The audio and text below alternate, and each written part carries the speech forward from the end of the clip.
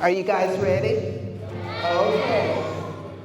I pledge allegiance to the flag of the United States of America and to the republic for which it stands, one nation, under God, indivisible, with liberty and justice for all. You did better than I did. I cheated, but it's been a while. But think about that. You do live in a nation country that is the best. Today at Northwood Elementary, our 3rd and 4th graders are going to be learning about Honor Flight Cleveland, which is a program that we support through a penny war each year to send veterans to Washington, D.C. on a daily trip.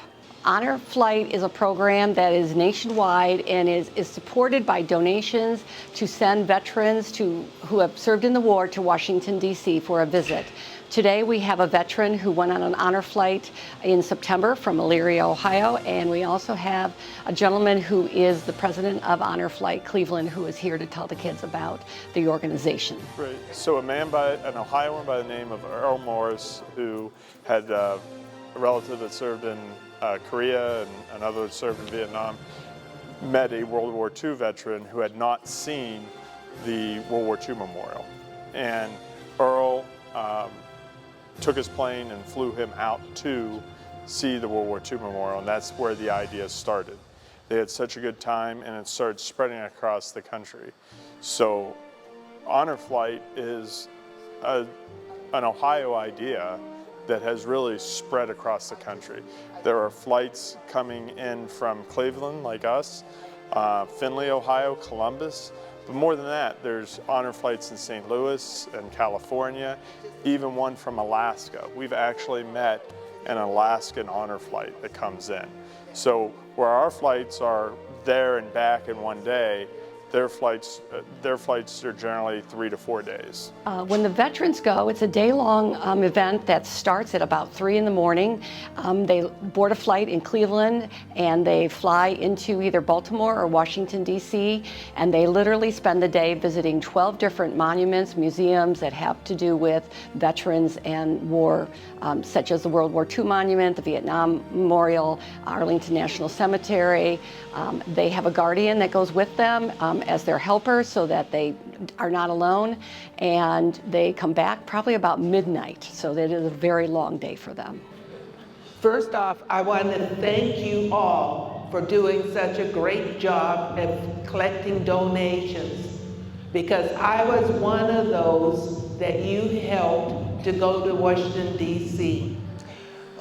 How this started was Andrew came to my house and asked me, he told me he found out there was one space left on the next honor flight. So he asked me if I would want to go. And it was like, there's no question about that.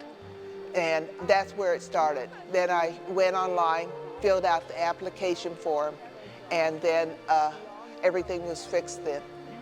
And one other little note, they had all the veterans had blue shirts, so we all looked the same. And the guardians or the helpers wore brown shirts so that they could see where everybody was, because that was one concern. Every time we got back on the bus from seeing something, they did a head count. Because one thing, they didn't want to lose one of us old people, but it was easy to spot is because we all had blue shirts. I always wanted to go to Washington, D.C., and yes, it is very special. And the way I went with the honor flight made it even more special. So yes, it is one that I won't forget. Let me show you the back. Okay.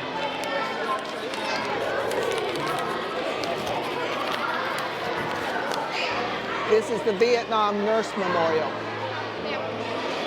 Oh, that's beautiful. Isn't it though?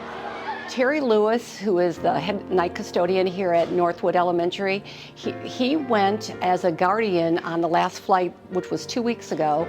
And how he got involved in it is because we started Guardian Flight Penny Wars back when we were Windsor Elementary School. He got interested in it, and so he applied and was accepted and went on the last flight, what they just left 2 weeks ago. So who qualifies for Honor Flight? Any veteran that has served may go on an honor flight. However, there is a order in which we take people. And the order is World War II first, then Korea, then Vietnam. Currently, the majority of our flyers, our veterans, are Vietnam veterans. There is one exception to this, and we call it TLC, which stands for Their Last Chance. So a veteran of any era, if they have a terminal diagnosis or a medical condition where they will rapidly decline, we will take them above even the World War II. So that's how we, and then after we go down that, it's just who's ever on the list. We fly anywhere between 5 to 6 times a year. So we fly generally in April, May, sometimes June, depending. June. And then we generally skip July and August because it is so incredibly hot in Washington, it's not comfortable. Then we come back in September and fly September, October, and generally the first weekend in November. Matter of fact, our next flight is on November 4th. So how many people do we have on a flight? Yeah. Generally about 55 people, which is about a busload. And we keep it small because we have found that it's more kind of a more intimate setting. We try to keep the veterans sitting together and the guardians sitting together. What we have found is that these veterans will talk, and it almost takes them back to when they were in the military, and you hear them exchanging stories. And I've actually talked to the children of these veterans after they come back and say, like, we learned so much about our dad because it opened him up.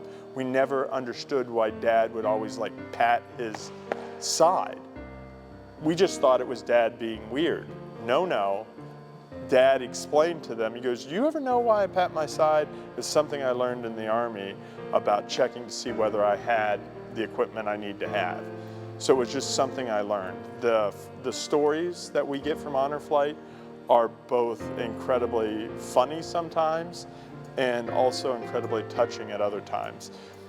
The pilot was actually saying we're descending down into Baltimore, we'll be landing in about 20 minutes. And that's when a veteran spoke up and said, "Land? Heck, I've never been in a plane that's landed before." But then you have other moments that really kind of hit you in the feelings. We had a World War II veteran, and we went to World War II Memorial First that day.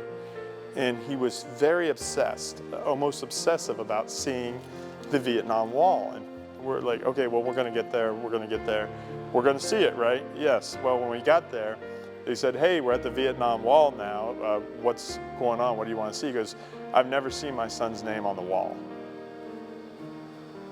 And I've never had the courage to see it before, but I think I can do it now." And so he went and he put his name on the wall, or felt his name on the wall, and there was a closure that happened that had never been able to happen.